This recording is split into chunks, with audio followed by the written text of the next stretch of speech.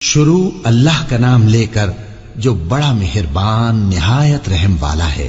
الف لام میم۔ اللہ جو معبود برحق ہے، اس کے سوا کوئی عبادت کے لائق نہیں، زندہ ہے، سب کو تھامنے والا۔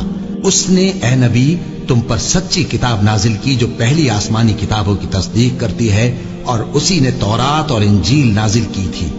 یہ دو کتابیں اس نے پہلے نازل کی تھیں لوگوں کی ہدایت کے لیے، اور پھر قرآن جو حق اور باطل کو الگ الگ کر دینے والا ہے نازل کیا۔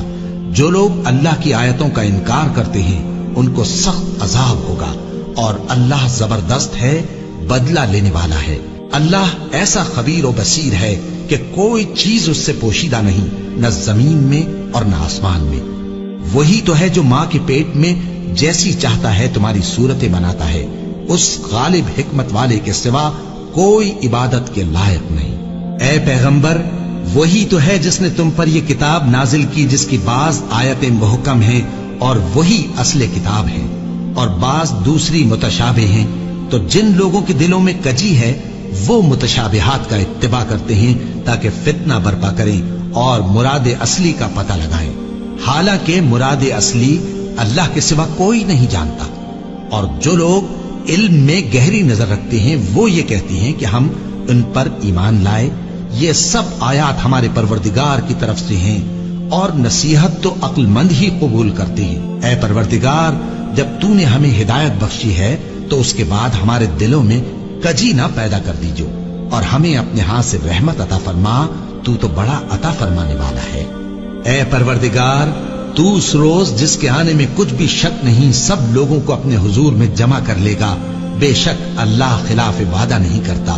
جو لوگ کافر ہوئے اس دن نہ تو ان کا مال ہی اللہ کے عذاب سے ان کو بچا سکے گا اور نہ ان کی اولاد ہی کچھ کام آئے گی، اور یہ لوگ آتش جہنم کا ایندھن ہوں گے۔ ان کا حال بھی فرعونیوں اور ان سے پہلے لوگوں کا سا ہوگا جنہوں نے ہماری آیتوں کی تکذیب کی تھی، تو اللہ نے ان کو ان کے گناہوں کے سبب عذاب میں پکڑ لیا تھا، اور اللہ سخت عذاب کرنے والا ہے۔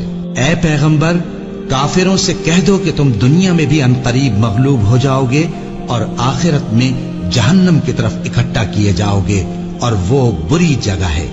تمہارے لیے دو گروہوں میں جو جنگ بدر کے دن آپس میں بھیڑ گئے قدرت الہی کی عظیم الشان نشانی تھی۔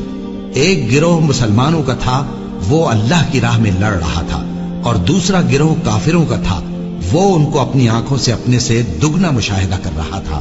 اور اللہ اپنی نصرت سے جس کو چاہتا ہے مدد دیتا ہے۔ جو اہل بصارت ہیں ان کے لیے اس واقعے میں بڑی عبرت ہے۔ لوگوں کو ان کی خواہشوں کی چیزیں یعنی عورتیں اور بیٹے اور سونے اور چاندی کے بڑے بڑے ڈھیر اور نشان لگے ہوئے گھوڑے اور مویشی اور کھیتی بڑی زینت دار معلوم ہوتی ہیں، مگر یہ سب دنیا ہی کی زندگی کے سامان ہیں، اور اللہ کے پاس بہت اچھا ٹھکانہ ہے۔ اے پیغمبر، ان سے کہو کہ بھلا میں تم کو ایسی چیز بتاؤں جو ان چیزوں سے کہیں اچھی ہو؟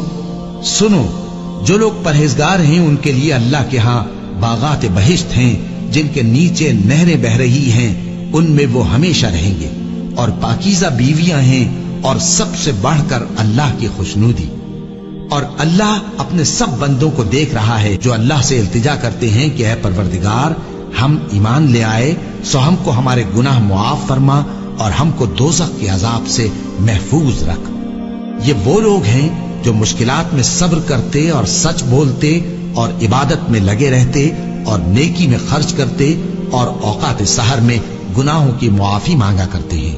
اللہ تو اس بات کی گواہی دیتا ہے کہ اس کے سوا کوئی معبود نہیں، اس حال میں کہ وہ انصاف کا حاکم ہے، اور فرشتے اور علم والے بھی گواہی دیتے ہیں کہ اس غالب حکمت والے کے سوا کوئی لائق عبادت نہیں۔